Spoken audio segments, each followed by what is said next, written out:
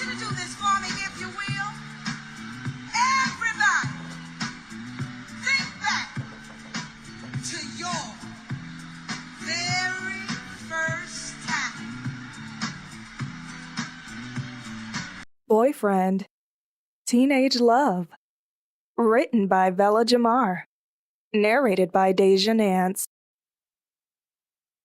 Chapter 1.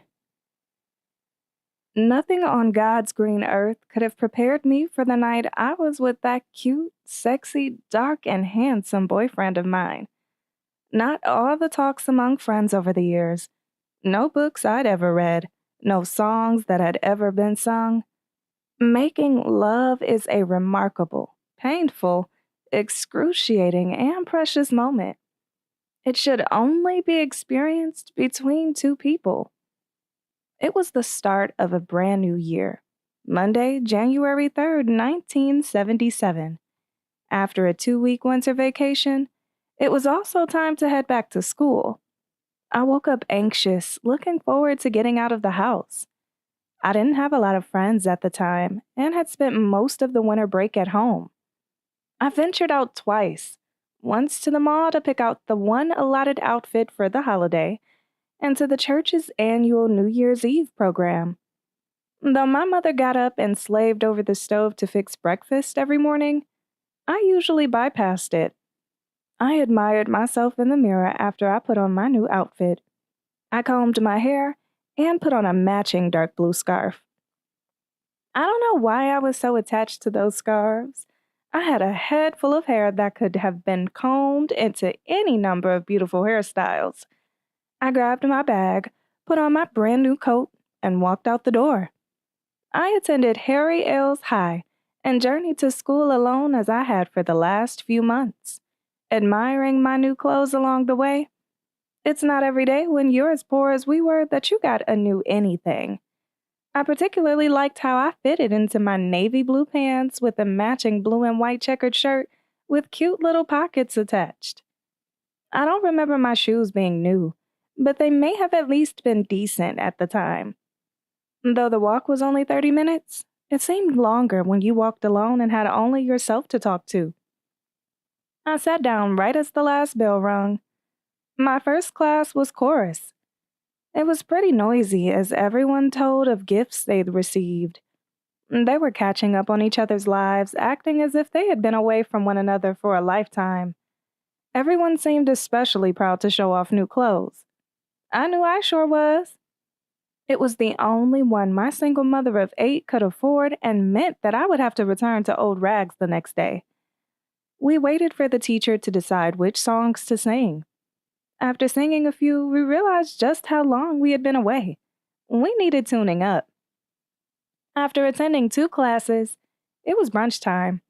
Everyone enjoyed the sunshine and few moments of free time between classes. I met with my friend Annette after devouring some of those delicious cinnamon rolls from the snack bar. The line was always packed right up until the bell rung as kids ruined their teeth eating the sugar-filled dessert. We were happy to see each other as we both tried talking at the same time. While walking down the hallway, we saw Anne started talking to her friend Leanne. Out of that conversation, a spontaneous thought was manifested into ditching school the rest of the day with Ryan, who was Annette's boyfriend, Rudy, who was Leanne's boyfriend, and Trump, who was Annette's cousin. I don't know why any of us had even bothered coming to school. Leaving early meant I wouldn't get a chance to finish showing off my new clothes. Maybe I'd wear them the next day. Everybody thought they looked good, including me with my very low self-esteem. I didn't normally hang around all of them. It was usually only Annette and me, whom I met a year earlier at Downer Junior High School. As we walked down MacDonald Avenue, they talked about the movies, Carrie, and Car Wash. I hadn't seen either, and so I listened to the gory details of one and the happiness about washing cars of the other. It took at least 40 minutes to walk down the long avenue. We laughed and joked about everything as we tarried along. The boys were anxious. 2 of them were already dating the other girls. That would leave me and Trump as total misfits to the happy couple syndrome. I felt out of place wishing I had stayed behind. When we arrived at St. John Apartments, we went straight to an empty dwelling. It looked as though the previous tenants had recently moved and left behind quite a few of their belongings. They all lived at the complex with their parents. As soon as we entered, Annette and Leanne's boyfriend started carrying mattresses from one room to the other in the unkempt place. They were very strong. We sat in the living room chatting as they rearranged to their satisfaction. I think my hormones were the only ones that weren't raging. When they had it situated, Ryan grabbed Annette and Rudy grabbed Leanne. They went into separate rooms and locked the doors behind them. I was still virtuous, but knew exactly what they were about to do. I had let loose a couple of times with a real cute, dark and handsome guy who lived around the corner from where I stayed the past summer. It was one of those hot, lazy days with nothing to do. After our encounters, he acted like he was no longer interested, and so I returned to being a virgin. Trump and I were left in each other's company. He tried everything in his power to convince me that we needed to engage in what the others were doing. I was not the least bit interested in his short self. I had met him a year earlier when we attended junior high and was not attracted to him in any way. Even if I were, it didn't mean I was going to get naked with him just because we ditched school and happened to be with couples who were already established in a relationship. I sat on the couch and basically ignored him as he tried still to convince me that we needed to go in the other available room. I waited on Annette to come back and join us. I would have stayed at school if it weren't for her. When Ryan and Annette came back in the living quarters, Ryan looked at Trump and said, "Man, you still haven't got any?" He must have somehow managed to hear him pleading while getting it on with Annette. He demonstrated through body language what to do in order to get some as everyone, including Trump and myself, laughed. Ryan had a sense of humor and was cute as a button. We sat around talking as Leanne and her boyfriend finished and rejoined us. After much discussion about nothing, they were ready to go at it some more and went back to their spots, leaving Trump and myself alone again. After a few more moments of Trump's begging and my steadfast refusal, I fastened up my jacket and left. I wasn't going to wait around any longer for those lovebirds. I went shopping at Woolworth's for a diary I admired. I had no idea what I was going to write in it, but I guess I'd figure it out at some point as I walked home. I grabbed a snack and went upstairs to read Nigger by Dick Gregory. It was a very interesting autobiography, which captured my attention for a few hours. He was strong-minded, even as a young boy, as he tried different things to climb out of his poverty-stricken surroundings. It was hard putting it down, but after a couple of hours, my eyes were tired and I prepared for bed. I undressed and sank deep underneath the covers, tired from the long day. I had a wonderful summer, but my friend Trina and I had a fight and were no longer speaking. It wasn't a real big hope to die fight. We basically had a misunderstanding, passed a few licks, and abandoned our friendship, which at that point was only about a year old. We decided to go our own ways, though we lived right across the street from each other. I wasn't hanging out with anyone after I got home from school, or had really become friends with anyone else in the neighborhood. We lived on 11th Street, but had mostly hung out on 12th Street when we were friends. She and her sister Judy were the two I had gotten to know everyone on 12th Street through. Since I wasn't talking to Trina, there went the friendship with Judy. Basically, I had become a literal introvert. My best friend Lorraine, whom used to live in their house, moved to the other side of town. She was my best friend and was attending her first year of high school at Kennedy High. We had known each other since the 3rd grade, and I really missed her residing across the street. We kept in touch by phone, but the neighborhood just wasn't the same without her. We stayed glued on the phone for hours talking about the latest gossip. Not even she knew how lonely I was at that time. At around 8:30 or 9 o'clock, my little brother or one of my little sisters knocked on my door and said Marcus was downstairs wanting to see me. I didn't know what he could possibly have wanted. He was the real cute, dark and handsome boy from around the corner whom I had let loose with the previous summer. I put my clothes back on and went out of the door leading from the stairs. We had 2 front doors on the porch, one going into the living room and the other leading straight upstairs. I opened the living room door to summon him from where he was waiting. We looked at each other as he exited with his spine behind.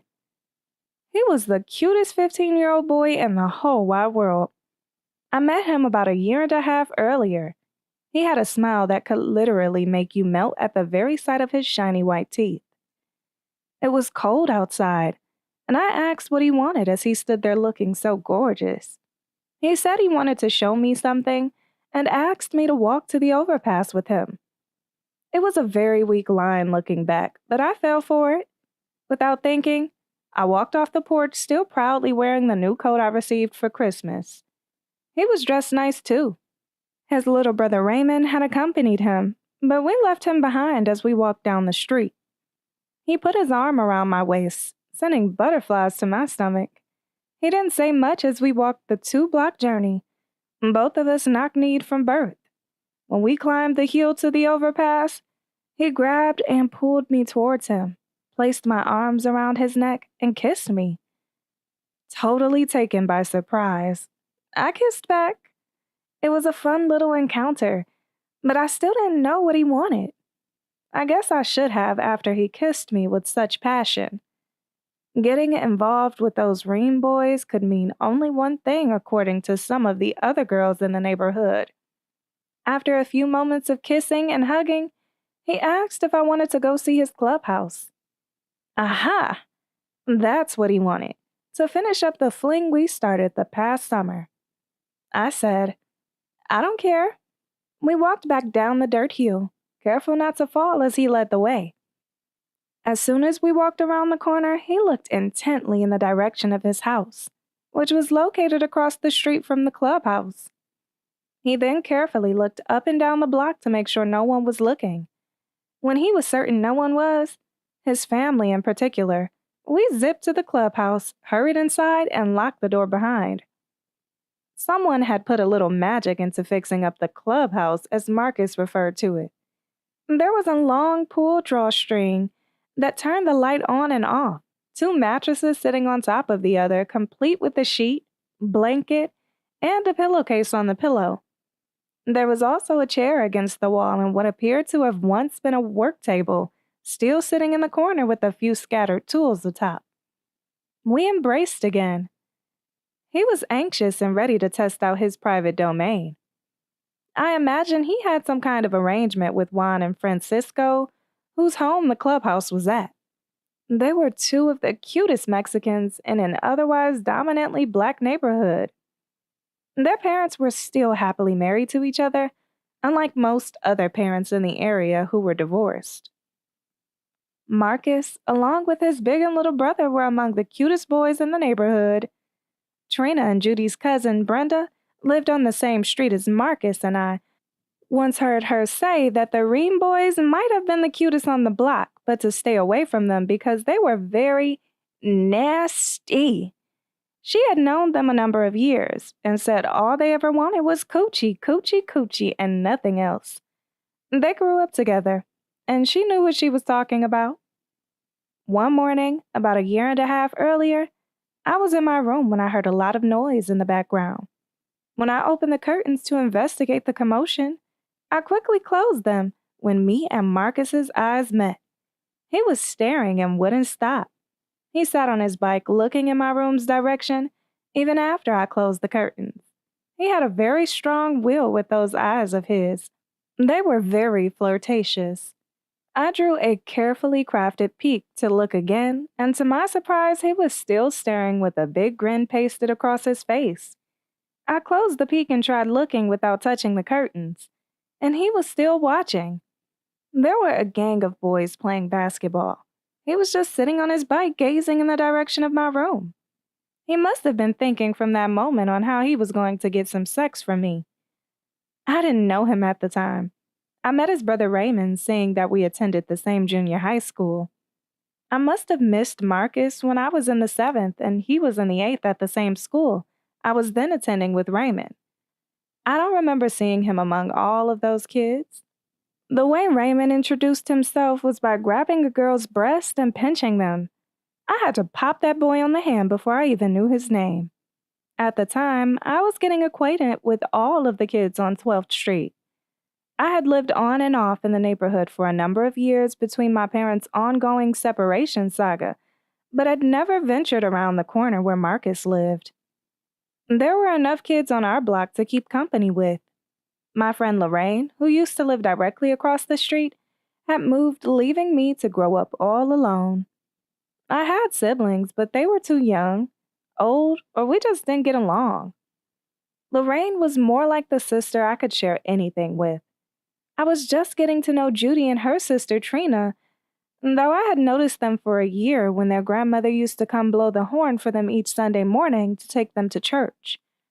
I had met just about everyone on 12th Street through Trina and Judy, whose relatives' house they lived in on 12th Street, before they moved across the street where they were now residing in Lorraine's old house.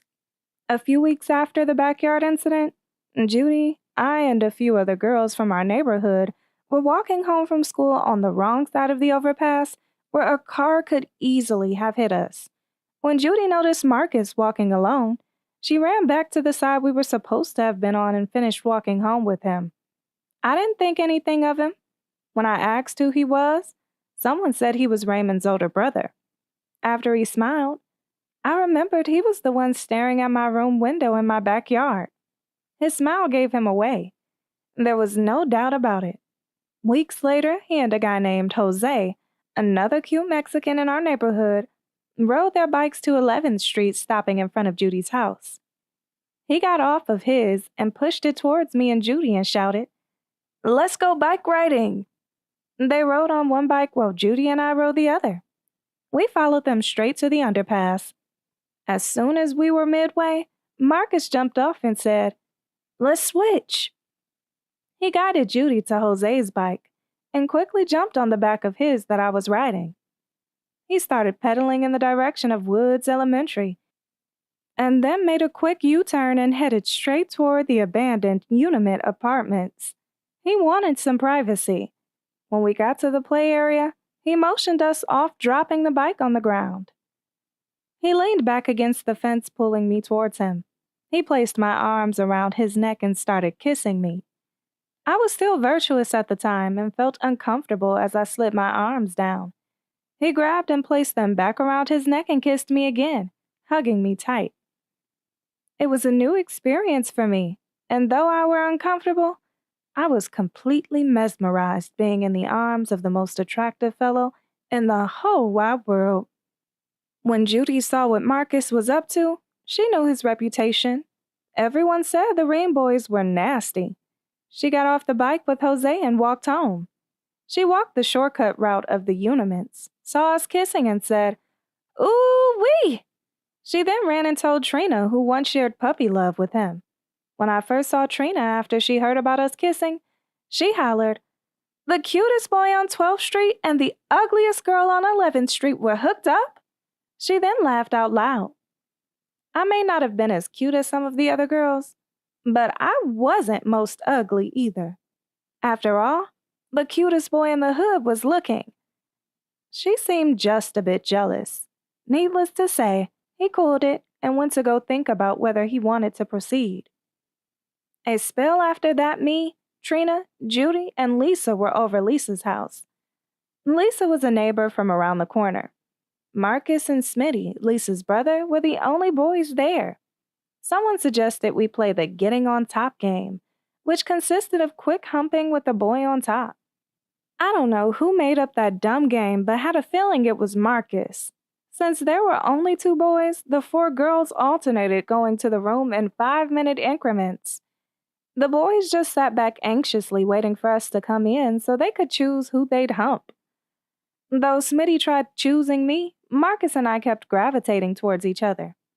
Lisa's brother was not attractive like Marcus, and I refused to let him get anywhere near me. He kept saying, "Tell Tandy to act right," each time I rejected him. I only allowed Marcus to get on as we panted in their back room with our clothes on. He humped as fast as he could before the other girls came in. Trina noticed Marcus on top of me without me putting up any kind of fuss and made note of it. He was a very attractive young man with his chocolate brown skin, nice haircut, and perfect white teeth. He was the kind of guy you could only dream about, which I'd done plenty of since he'd kissed me months earlier, about being involved with. Plus, by that time, he'd already stole my heart. Trina went and told everyone. She just let Marcus lay on her without even trying to push him off. That boy wanted to go all the way to see what it was like with the clothes off, which is why he came back, I'm sure. We sat down on the very low mattress and kissed again. His hormones were racing like those folks I was with earlier in the day. Without wasting any more time, he reached over and turned off the light, pulling me closer to him. I don't know why I was so passive, being that I was so adamant of having told Trump no earlier. Maybe the two experiences we'd already shared helped lead the way. He drew back the cover and, in his gentleman behavior, told me to get under first. He took off our clothes, put them on the chair, pulled up the cover, and placed himself on top of me. Without warning, he started gibbering me with his jabber. The pain was excruciating as he stabbed at my flesh. He said he was trying to put it in, though he didn't say what he was trying to put it into. It hurt, and truthfully, I wanted to know what in the world he was trying to put it in to as I kept pulling back from the painful attempt. There had never been anything down there to my knowledge to enter. Up until that point, my only need for my tiwi was to release when I had to go to the bathroom. I had not experienced pain when we were together the first 2 times. During encounters the summer before, we undressed from the waist down and humped until we got tired. We had mounds of energy. It was a hot summer day, and he apparently had been thinking about me as he singled me out of all the other girls he could have chosen from. We had already shared a couple of kisses. Neither one of us knew what we were doing. At least I didn't. He acted like he was some kind of pro as he led the way, and then as he was presently doing. After we got tired of humping, we kept smooching while we remained behind closed doors waiting for the sun to go down, hoping no one would find us. We had originally been bike riding with the larger group when he whispered, "Let's go this way," as we drifted far behind the other riders. After we tired, we pulled our pants back up. There was no trying to put it in. There was no pain. He lied then, pretending to have something that he wanted to show me as he conned me to come inside. Those "let's go this way" and "I got something to show you" lines led to our first 2 sexual encounters. I was totally baffled and didn't understand why he was making such a fuss about putting it in. He was hurting me, and all I wanted him to do was get up. He seemed to be enjoying humping up and down and started saying, "I love you," as he kept trying to get between my flesh. It wasn't as fun as it was the previous summer and was nowhere near as painful. I didn't know what anyone got out of sex, but whatever it was, I surely wasn't. I'd never been with a guy for him to tell me "I love you." When he told me as he kept humping, I identified his love with the sex we were having, and that is how I came to accept his love for me sexually. I remember when I was a little girl spending long hot summers at my grandmother's house in Fresno, California. My Uncle Cece used to play a song that sung, "Let me tell you about the birds and the bees, and the flowers and the trees." He used to play it many times over again. I thought it was a song about nature. No one in the world could have told me that song in relation to a girl's first time could have meant experiencing so much pain. I wondered if the birds and the bees' first time were as painful. Like most parents back in those days, my mother hadn't set me down to talk about sex. The closest I'd come were some movies at school discussing a girl's menstruation. I remember me and my 6th grade friends were so curious one time about how a tampon would look after it was absorbed. We tried to make one girl put one on while we were on a field trip on the last day of school. She fought like a tiger and refused to be the guinea pig for our experimentation. I guess my mother just hoped we wouldn't bring one of those crumb snatchers into her home as a result of sexual activity. After a few more determined attempts of repeatedly trying to get in between my flesh, He jumped back and allowed some liquid. I found out later it was called sperm to drip on the wooden floor. I was relieved when he stopped pouncing me. He seemed relieved of having released. He wiped himself and lay back down beside me in a seemingly rested state of mind. He didn't say much or tell me why liquid spilled out of his body. He just closed his eyes and held me tight. He hadn't put emphasis in putting it in our first 2 times. He definitely had not released anything from his organ.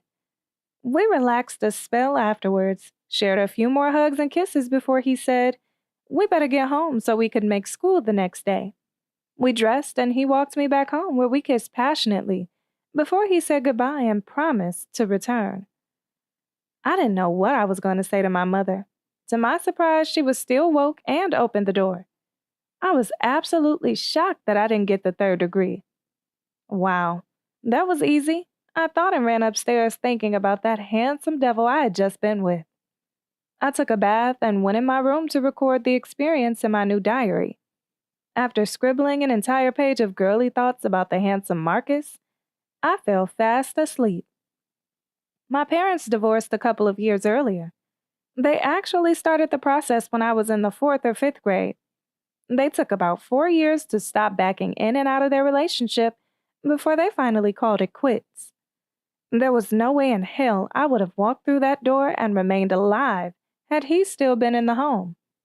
I guess after all of the drama my 2 older sisters had already put my mother through, she didn't have any more energy when it came to her kids and the opposite sex.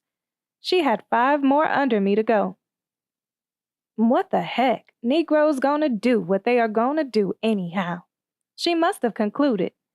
The next morning, I walked to school alone as usual, thinking about that handsome hunk every step of the 20+ blocks. Over and over again, he kept saying he loved me while he kept trying to put it in.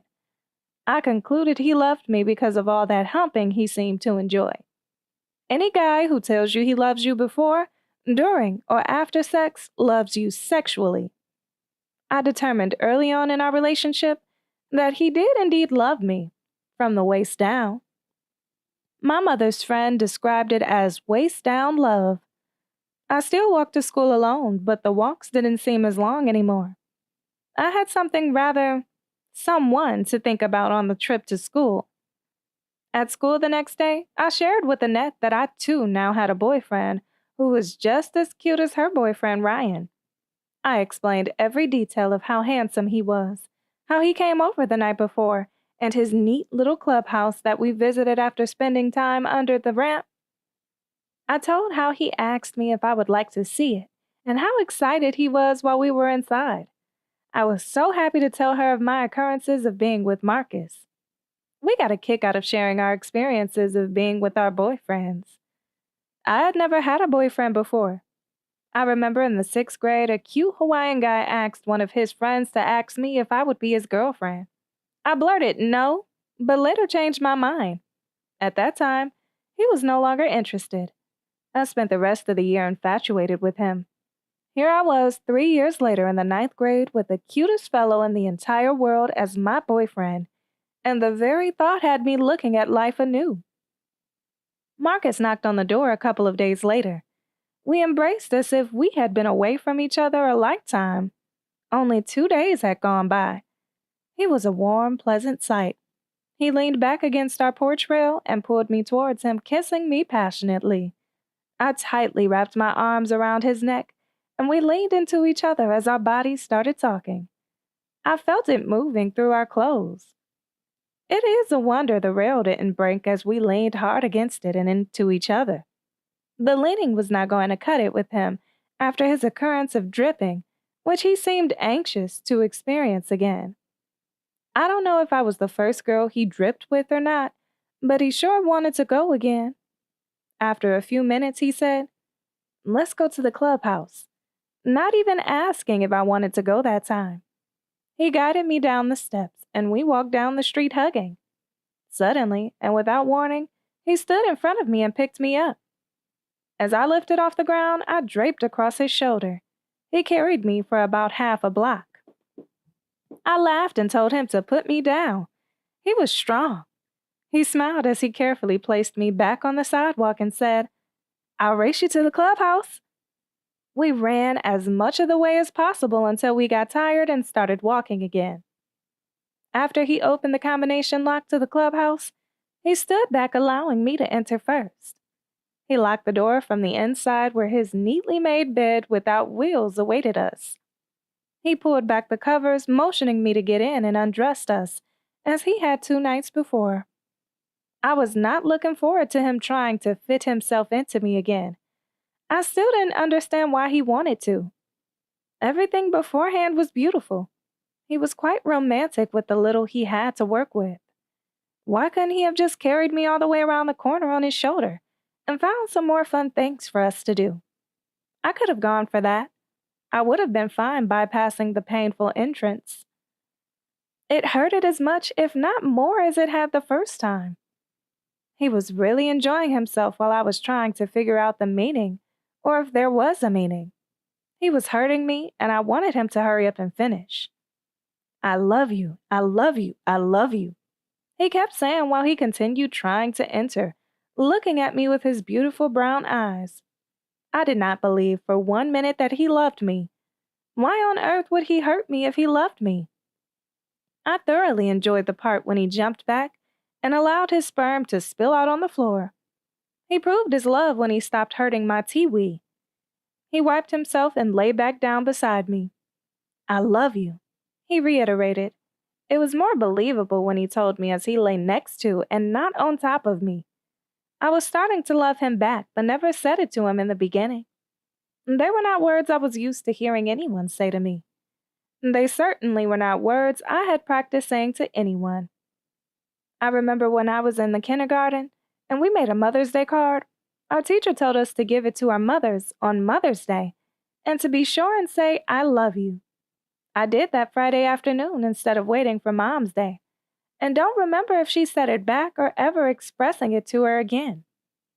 We drifted to sleep until he remembered we had school the next day. We dressed and he walked me back home. When I got home, I went straight in my room and wrote another entry about Marcus in my diary. I ran out of room writing all that I desired because the pages were not big enough to capture all of my thoughts in the small entry space. I mostly talked about him trying to get himself into me for reasons still unknown. Marcus and I were two literal jackrabbits in those early days. All he wanted to do was go to the clubhouse and do the nasty, just as I had been warned. It became a monotonous routine. Enter, kiss, take off clothes, and do the Humpty Bump. One time I tried to get in the groove with him. After he got it in as far as my still closed womb would allow, we began cutting up like two wild animals. We were really getting into it when he suddenly jumped back. After he released, it was always over. He never wanted to do anything but rest afterwards. I never understood his groan sounds. He never bothered explaining why I never groaned. We spent many days and hours on my front porch hugging and smooching. He'd zip over as soon as he got out of school most days, and sometimes first thing Saturday morning. I had dreamed of being involved with him once we had our first kiss, almost 2 years earlier, but never thought in a million years it would come to reality. I remember I used to sit around and literally fantasize that he was my boyfriend. I just thought he was so cute. I had pretty much given up when he stopped showing interest after our 2 encounters and was on about my life until he came knocking on the door. He really swept me off my feet. As time went on, Marcus came over more and more. In the beginning, I counted how many times we'd done it with my fingers, and then I added my toes as counting tools. I quickly ran out of them both and could not keep up with him and all the doing he wanted to do. Shaka Khan had a song out that sung, "Once you get started, oh, it's hard to stop." I used to always wonder if she was actually talking about sex. He was very careful in our first year to jump up when he was about to drip, and so I didn't worry about getting pregnant. I don't know where he learned that his sperm inside of me equaled becoming a father. Somehow he knew and made sure not to allow any of it to fall in. Our second year, I learned how to work the rhythm method and kept track of telling him when he could absolutely not drip inside of me. He used the condom a few times to see what it was like, but preferred the natural feeling with nothing in between. I would have been in trouble in the ninth grade if I would have gotten pregnant. It is not a good idea for a young teenager to have a baby. He seemed to know what he was doing as far as jumping up at the precise moment before he started leaking. I trusted his judgment, not even considering using my own protection. Boyfriend, Teenage Love. Written by Vella Jamar. Narrated by Deja Nance.